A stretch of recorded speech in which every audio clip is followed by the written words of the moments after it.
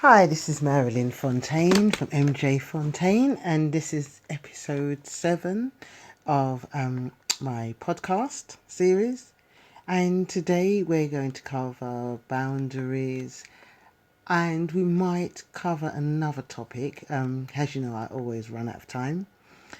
But yeah, so first things is boundaries.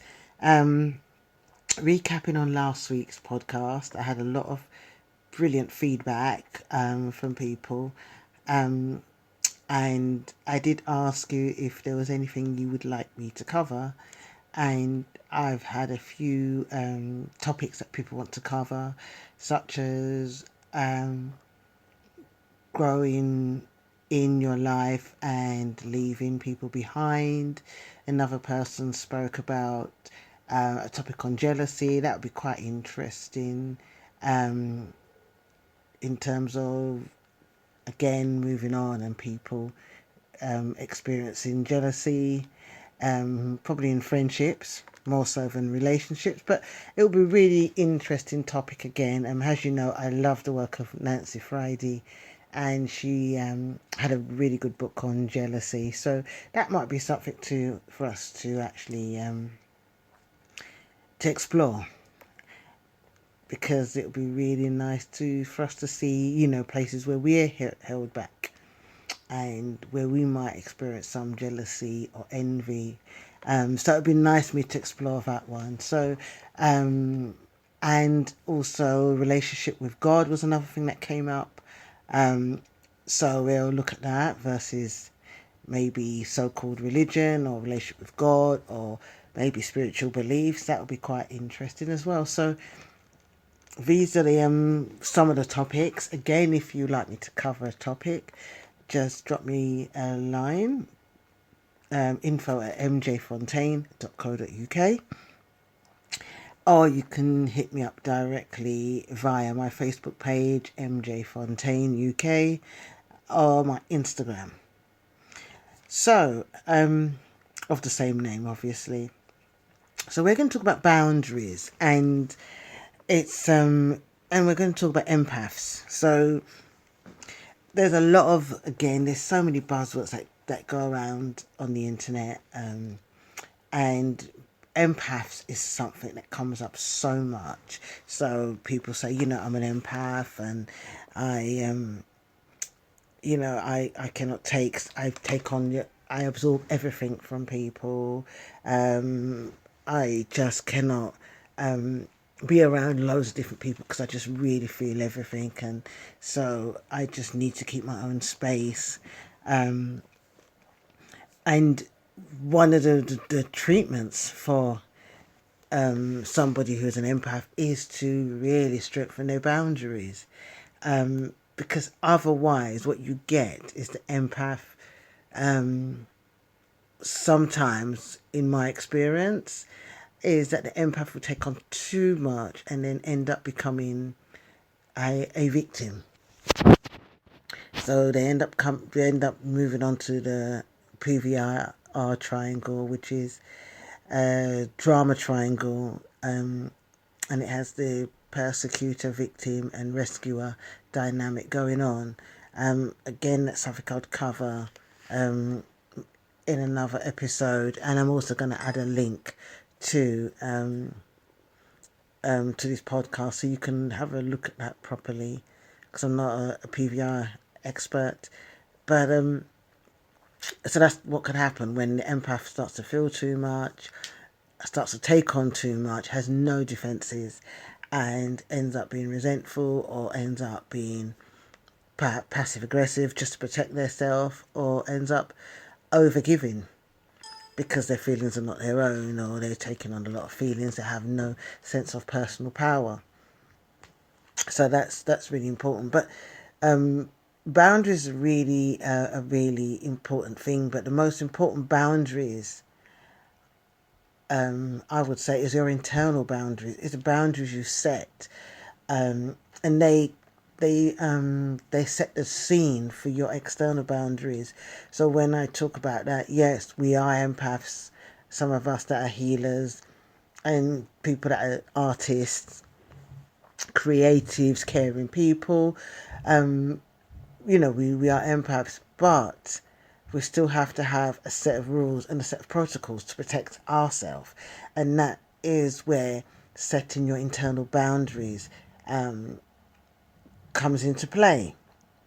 And off the back of how do we set our internal boundaries? Yeah, we could be like, well, I'm just going to say no to everybody, or you know, um, state what I want in my life, and say to explain my demands. But those demands have to be consolidated, or at least identified within yourself first before you can put them out, because you could say, well, this is how I want to be treated externally, but if you haven't consolidated why you want to be treated that way and what will happen if you're not treated that way. For example, if you're a person that needs we'll go with relationships. So if you're a person in relationship that needs regular contact from your other half almost every day, the need behind that could be because you just want to hear their voice every day, and it makes you feel like you're not abandoned. That's one thing.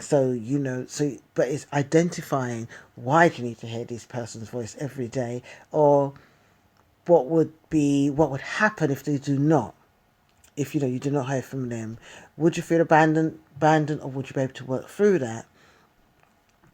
But more importantly is if that's your requirement, that's your requirement. That's how you want to feel safe. Where somebody else may have a very loose boundary with someone, where when you have the time, when you're ready, you can hit me up, which is a nice boundary for the other person, but again, it's very loose. So when that person doesn't call you for 6 weeks, there's been no boundary set. So it's about, then you kind of voice, well, you know what, this situation happened and I feel this way. It's really much more difficult to set a boundary after the event. It's not impossible, but it's just, and then the question people ask, well, how can I can't just meet somebody and set that boundary.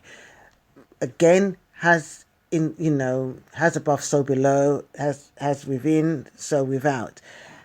When you know what you want in terms of that internal boundary, then more than likely, 95%, you will have people come into your life that will be able to demonstrate or reflect back that internal belief of that boundary to you. So, for example, you want to have somebody that's going to contact you regularly and not going to disappear for weeks on end. That's your internal boundary. Well, the minute you start connecting with somebody, you will be able to monitor. It sounds really bad, the word monitor, but you will be able to identify then the type of person they are. Because just from the beginning, you'll be able, because you've got a set of rules, you're vibrating on that level of this is the rules I want. You'll be able to have that natural discernment to be able to say, well, actually, I'm not feeling this. This person said they was going to call me this time, and they haven't. So I'm not really feeling it. It's giving me an alarm bell. Now, I want everybody to be clear about this. I'm not condoning somebody wanting someone to ring them every day, but I'm just using it as an extreme example of a boundary. Okay, so I think it kind of proves a point. Another boundary could be a money boundary with somebody. So you agree that you want to do some work with somebody. You could be freelance, or you could just be setting up your own business or working as a partnership. Again, the boundaries have to be established straight away, because if it's wishy-washy, then all sorts of problems. So, for example, you do some work with somebody and you say, well, this is how much it's worth. This is the money I expect to have. If the person cannot honour that, then that's fair enough, because you've stated, you've been really clear. But if they're avoiding you and it's kind of wishy-washy, and you say, well, this is how much I want, and or you're saying to the person, I'll come up with something in a minute, then your boundary is really not clear. And a good way to work with that could be, if you have problems articulating that, type it out and send an email, a confirmation of, this is what we've talked about. We're going to swap this work. Let's put it in writing. So that's a boundary, because you're not, you before, until you, fake it until you make it. So until you can be able to be more assertive, then everything else, what you need to do, it needs to be perhaps put in writing.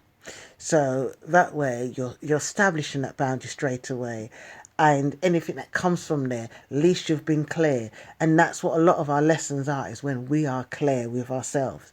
So that's really important. And another boundary would be where again, people are contacting you. Now, some friends I know I can ring anytime, but other friends, there's no way they're answering the phone if I ring them a certain time, because their boundaries, you need to ring me before 9 o'clock. So that's a really clear boundary. Unless you're dying, basically, ring me before 9 o'clock, because I'm not going to answer the phone. That's another clear boundary. A boundary violation, again, which is a really strong one, is for a woman or man, and they're actually out on a date, or they meet up with somebody, and the person goes to kiss them, says good night, and the other person doesn't want to engage that way, and they're being forced. You kiss me, what's wrong with you? That's a violation of your boundary. So because you've had a date, because someone's paid for your meal, it doesn't give them the right to force themselves on to you. And I've heard in a lot of conversations that this has happened with a lot of women. I've experienced it before, where the person has tried to, and it's the attitude that comes behind that. And at the time, you think that it's maybe I'm being too fussy, I asked for it, or I gave this person my time. Actually, it's a boundary violation, and we live in times now where we've got the Me Too movement, so people are speaking up. But what about those who have experienced this and they've not cleared that, and so the dynamic keeps coming up? So it's acknowledging, maybe writing down and saying, this happened to me, but my human right is that I have a right to say no. I have a right not to answer the phone. I have a right to ask this guy to ring me every day, or every night, or every other day, or every 3 weeks. Whether other people take it upon themselves to honour that is another thing, and we cannot expect people to do things. We can just state what we would expect in our life, and that's how you handle it. Is this is what I want in my life. I'm not going to ask you to do it, but if you relate with me, that is what I would expect of you, for us to continue any form of communication. So it's about really setting them boundaries. There is some really good resources about boundaries. The Bill of Rights, you can just type it in the internet, and it's about entitlement of what humans allowed to, or should have in their life. Another really good thing is about strengthening boundaries, because especially when you're working with people, you're creative, every single feeling you will absorb. Some people are what the term I would say are so sensitive that their decisions do not become their own when they're amongst other people. So with that kind of makeup, some individuals have that, where you can be influenced really easily by being around other people. Your operating mechanism is that you have to make sure you take time away from people. So walk away. If you're amongst a crowd of people and you're feeling disempowered, walk away to re-establish your feelings and your boundaries. Because if you're feeling uneasy, you're feeling drained, you're feeling tired, it's because you're too open. So just walking away 10 minutes just to ground yourself, to get yourself back in your energy, is a really good way of dealing with that, because that's how, again, lack of boundaries and boundary violations normally start between birth and 7. Obviously, the main ones are birth and 7, and obviously the other boundary violations come up teenager years and adults. But the main ones where there's been no obvious abuse, but I mean, abuse is one, but it's a really well, that's obvious, is abuse that we don't know of, obviously, but so 1 to 7 basic boundaries. When the heavier boundaries, it's much more evident. That's what I'm saying. So I'm trying to establish that there's different degrees of boundary violations, and those of us that experience really empathic situations and we're too sensitive, we may not be aware of a boundary violation from between those ages, but it probably had happened, and it was just, could be something very minute, but it's something that happened. So it could have been a shock to your system when you was young, or being told off, being smacked because you did something wrong, or was perceived to do something wrong, or anything, something taken away from you which wasn't right. Anything where your personal power had been compromised is a boundary violation. And again, when you have a smothering parent or smothering caregiver, that's a boundary violation. Abandonment on some level. So your boundaries are you don't have your own sense of who you are and where you are and what is yours. So when you move into adulthood, you just do not know where your fence is. Okay, so the most important thing is to make sure your internal fence is strengthened, because otherwise you'll be working with people, you'll be helping people, but a real indicator of boundary violations is when you're giving too much or exhausted. You have relationships with people, you give more than you get back, so there's no give and take. Even there's no even give and take. You often get annoyed and angry because you feel like you are people are taking a mickey out of you, so you get really resentful. So resentment, and you just can't say no to people, even though you know you should. You just can't say no. Another one could be that you're so full up of other people that you are always the follower in relationships. So you're never leading, because relationships of any type are a dance. You're either in the lead or you're following, and you oscillate back and forth. But if you're always a person that is a passive leader, so if you're in a passive place, then there's something going on with your boundaries. If you're passive aggressive, again, there's some boundary violation that's not been strengthened. So these are the things that really impact on people's boundaries. So three questions. Where do I feel disempowered when it comes to my boundaries? Are there any boundaries that I overstep with other people? And what is the thing I need the most? What kind of behavior, what kind of action do I need to take that will make me feel a bit more safe dealing with people in the outside world, or dealing with some person? And I really want us not to stay in the victim place. Oh, I'm an empath, so this happens to me, that happens to me. There's ways to strengthening yourself. That's why the yogis did martial arts, because they knew that once they'd go out into the big wide world, they would need that containment. So, yes, we can meditate, we can put crystals on our chakras, we can imagine a white light. They're all really good, really good actions. But you'd be doing that already, and it just opens up your third eye and your crown chakra even more. What we want to do is bring you back into the body.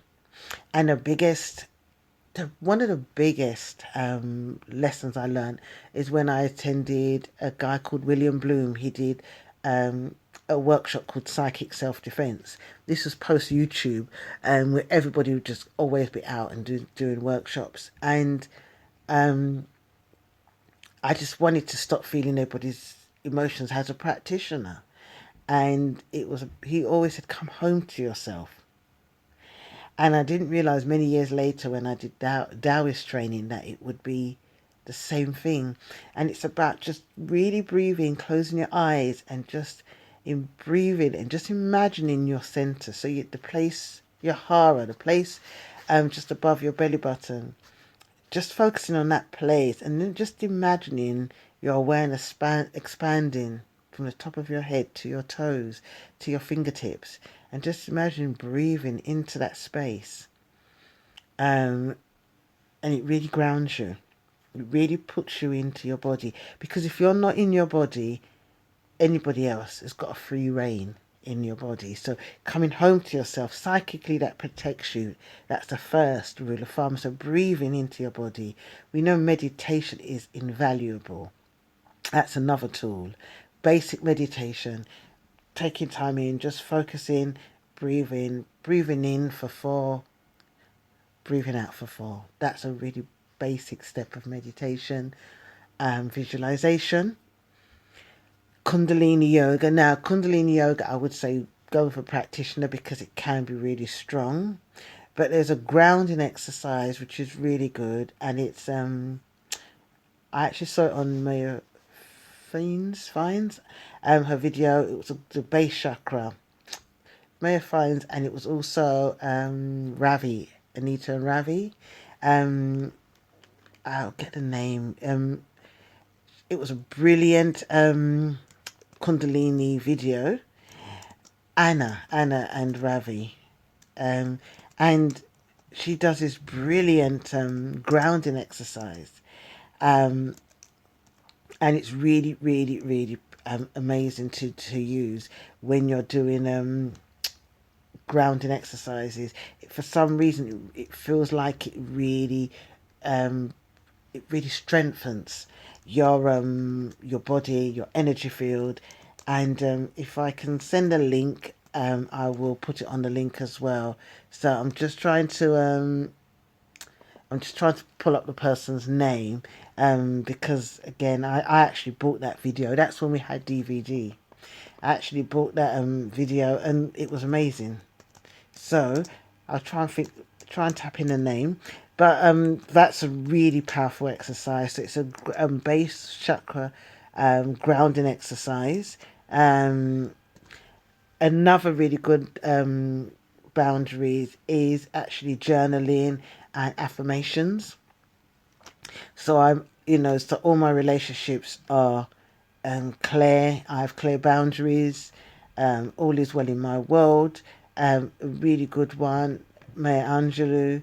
I love and approve of myself because I exist, and that brings you here. You're really in the place, which is really, really good. Another source would be you're standing opposite a wall. You're just, like you're doing a press up or a push up against the wall. And that's really good because it's like you're really extending your arms and moving back into the wall and extending them again. And that's really good because what that does is like you're pushing the wall away from you. It's almost like you're giving space to the world, and that is really, really, really good boundary exercise, especially when somebody does feel small and doesn't own their space in the world. So again, that's really, really brilliant. Flower essences, lastly, is really good. That's flower essences like walnut. And if you look at walnut is a protective, a protective kind of shell, and it's really, really important. Walnut, because it does protect you. It helps you when you go through new experiences, and it's something that I would recommend if you are working with people, definitely. Now, there is psychic protection sprays and there's all the other stuff that you can use as well. You can use crystals, but it's something that is really important to do within yourself. So when you don't have the crystals and you do not have the flower essences, you've got yourself. So what's internal for you? So I hope that this podcast has helped.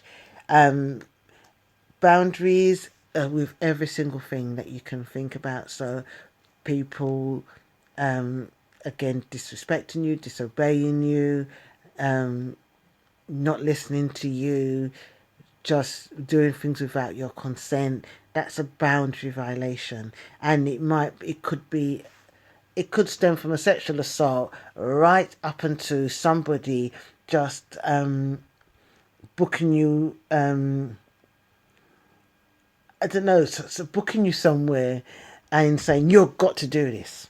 So you're gonna go and book and go and learn this course, or I think that you're gonna do this. This is good for you. It's a boundary violation because it does not have your permission.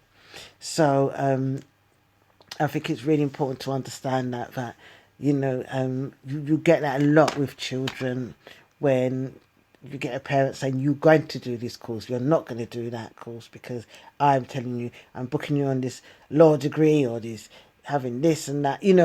Hasn't a teenager. For a child, it's different if your English is not good or your maths is not good, but when you get to a certain age where you can make your own decisions and you're not going too far off the beaten path, then I think that your boundary violation, your boundaries belong to you.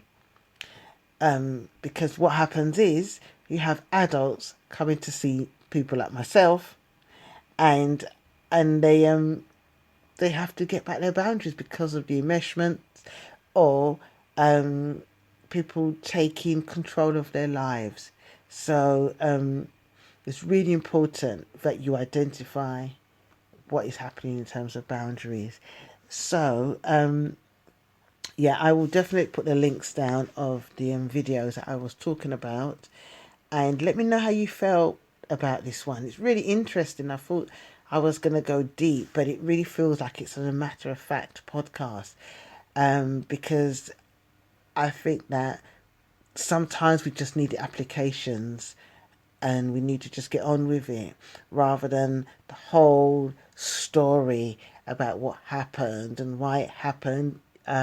Sometimes we need to reaffirm those boundaries first, and within that security we probably can share more and open up more when we have ourselves held securely within our own personal space. And on that note, 27 minutes. I hope that you have a brilliant Wednesday, Thursday, Friday, whenever you listen to this podcast, and tune in next week. Bye-bye.